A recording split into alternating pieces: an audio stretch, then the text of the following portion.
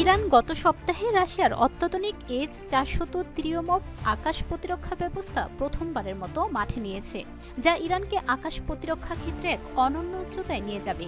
রাশিয়ার কাছ থেকে এই ক্ষেপণাস্ত্র প্রতিরক্ষা ব্যবস্থা পাওয়ার পর ইরান এখন আঞ্চলিক প্রতিরক্ষা শক্তি হিসেবে আরও শক্তিশালী হয়ে উঠেছে। শুধু রাশিয়াই নয়, বরং পরম মিত্র চীনের কাছেও অত্যাধুনিক সব আকাশ প্রতিরক্ষা ব্যবস্থা নিয়েছে ইরান। এই ঘটনার পর কট্টর ইসলাম বিদ্বেষী ইহুদিবাদী ইসরায়েলের প্রধানমন্ত্রী বেনিয়ামিন নেতানিয়াহুর কপালে যেন চিন্তার ভাঁজ। একটুখানি সুযোগ পেলেই ইরানে হামলার জন্য উৎপেতে থাকে ইসরায়েল।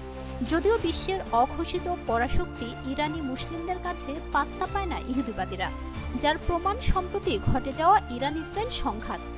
সেই যুদ্ধে আগ বাড়িয়ে ইরানের শান্তিপূর্ণ পরমাণু ঘাঁটিতে হামলা চালাতে গিয়ে উল্টো ইরানের মুহুর্মুহুর সব ব্যালিস্টিক ক্ষেপণাস্ত্রের আঘাতে বিধ্বস্ত হয়ে পড়ে সমগ্র ইসরায়েল। শেষ পর্যন্ত মার্কিন প্রেসিডেন্ট ডোনাল্ড ট্রাম্পের হস্তক্ষেপে থেমে যায় এই সংঘাত। এদিকে সম্প্রতি নিযুক্ত করা রাশিয়ার তৈরি S-400 একটি উন্নত বিমান প্রতিরক্ষা ব্যবস্থা, যা 400 কিলোমিটার পর্যন্ত শত্রু বিমান, ক্ষেপণাস্ত্র এবং ড্রোনগুলোকে প্রতিরোধ করতে সক্ষম।